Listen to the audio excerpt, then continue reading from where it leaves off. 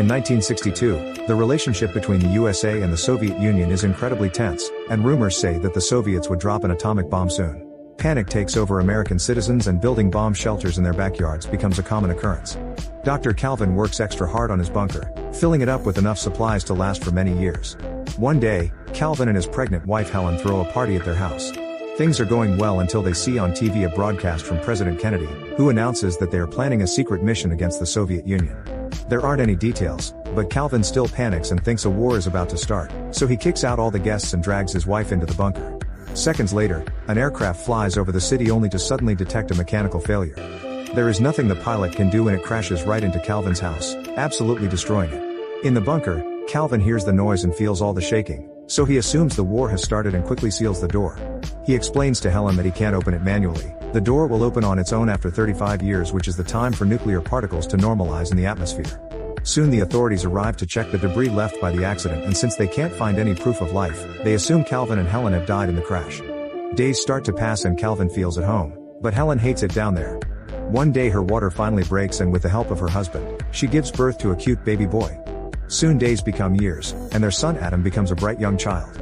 Calvin teaches him everything he knows and hopes that one day Adam will rebuild the country to bring back its old glory.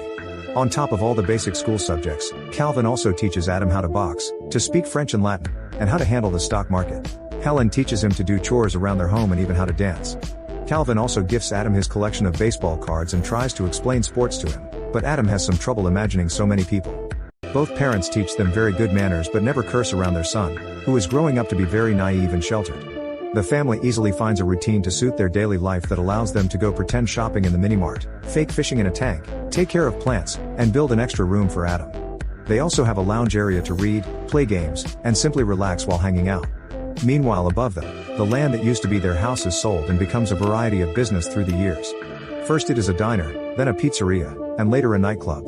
In 1995, Adam turns 33 and gets gifts his parents made themselves. When he blows the candles, he wishes to find the perfect partner one day. Helen mentions there are only 2 years left and Calvin says he will miss this place when the time comes, causing Helen to go into another room to scream her frustration out. In 1997 the 35 years finally end and the door opens itself. The family is excited to get out, but Calvin tells them he should do a quick check first to make sure it's safe. After putting on a radiation suit, he takes the elevator out and appears in an abandoned building that has become the home of a bunch of drunk beggars. Melker is so shocked by the vision of a glowing man emerging from the ground that he passes out. Then Calvin leaves the building, only to be shocked by all the changes.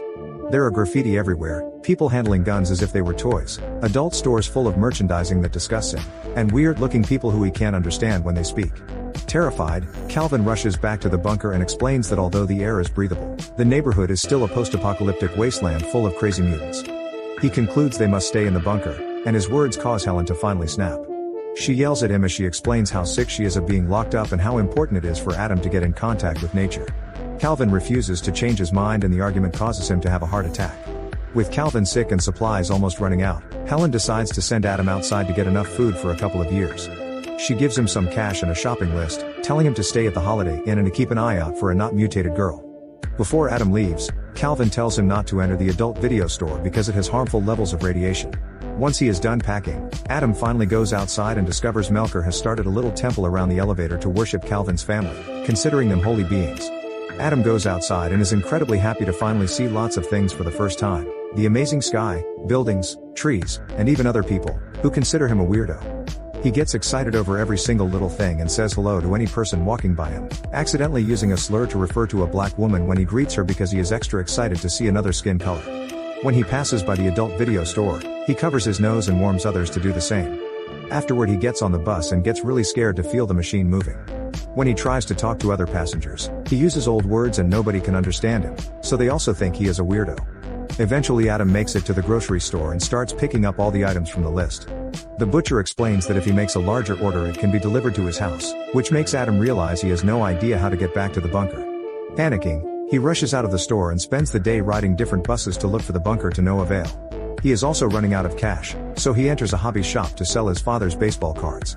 The shop owner can tell these are antique and valuable cards, but instead of telling Adam, he offers to buy the whole pack for just $500. Before Adam can accept, the shop's assistant Eve interrupts them and tells Adam he is being scammed because each of those cards costs between $4,000 and $6,000. Eve insults her boss and quits on the spot, causing Adam to become very impressed by her and start developing a crush. Once they leave the store, Adam asks Eve to take him to the Holiday Inn. At first Eve refuses and tries to run away from him, but she quickly changes her mind when Adam promises to pay her with 2 baseball cards. During the ride, Adam chooses all the old songs on the radio, which Eve finds pretty weird. As soon as Eve drops Adam at the hotel, she leaves without a word. Adam goes to his room, and when he looks through the window, he is shocked by the view he has from the 18th floor. Then he enjoys watching television in color. He also makes sure to wake up extra early to watch the sunrise. The next morning, Eve visits Adam at the hotel to give him back the cards because she feels guilty over getting paid so much for such a simple task. Then she tries to leave, but Adam stops her with an offer. He will pay her to become his assistant and she can help him gather all the things for the bunker. Eve agrees and they go shopping together for enough supplies to last 2 more years, hiring several trucks in the process. Adam also shocks her by revealing he wants to find a wife. After they're done shopping, Eve takes Adam to her house and he meets her roommate Troy, who starts asking Adam tons of questions when he notices how surprised he is by all the technology. Adam lies, saying he is from Alaska and that he is here for a business trip. Meanwhile, Helen is too curious and gets on the elevator, but as soon as she comes out, she sees Melker and his friends being creepy and immediately goes back. The next day Troy decides Adam needs a fashion makeover, so he gives him a whole new wardrobe that makes him look even more handsome. The next few days, Eve and Troy take Adam on many new experiences, like dancing to modern music, skateboarding, and seeing the ocean. Adam gets so excited that he jumps right into the water without a care. He also gets to watch a baseball game and finally understands why his father likes it so much. One afternoon it starts raining and Adam stands under it in pure awe. When Eve comes to check on him, Adam hugs her to share his joy, saying his father would call this a miracle. In the evening, Eve and Troy take Adam to an old school swing club to find him a wife and they tell him just to be himself. Women in the club immediately get attracted to Adam's sweet personality, respectful manners, and handsome looks. Eve's rival quickly gets his attention and they start getting along, which makes Eve jealous. She drags Adam to the side and tells him that she needs a sweet woman in his life, not a skank. Afterward, Adam asks another girl to dance and they take over the dance floor, impressing everyone with his amazing dancing skills. Eve tries to ignore her jealousy and chats with her ex-boyfriend, who makes fun of Adam and taunts him into a fight. However, Adam uses his boxing lessons to quickly scare the guy away. Irritated by all the drama, Eve leaves the club and goes home alone. When Troy arrives, he informs her that Adam left the club with her rival, causing Eve to realize she loves Adam and rush out to find him. She gets in the car, but before she can take off, she is startled by someone knocking on the window and falls on the ground. It's Adam, who takes her inside and takes care of her scratch while explaining he had to reject the other girls because he couldn't stop thinking about Eve. Adam confesses his feelings for Eve and they finally kiss. Now that they are together, Adam decides to finally tell Eve the truth about his family and his home, adding the fact he wants to marry Eve so she can live with him in the bunker. However, Eve thinks he is actually a crazy man who has been good at hiding it and immediately kicks him out. The next day, Troy takes Adam around town while teaching him how to drive. Suddenly Adam sees the adult video store from before and follows the road to finally find the building above his bunker, where Melker has started a whole religion around the elevator. Excited, he rushes back to Eve to give her the news, only to find 2 psychiatrists waiting for him. At first Adam pretends to cooperate, but as soon as he sees an opening, he runs away. While the doctor chases after him, the other tries to call the police, but Eve stops her and realizes that what she did was wrong.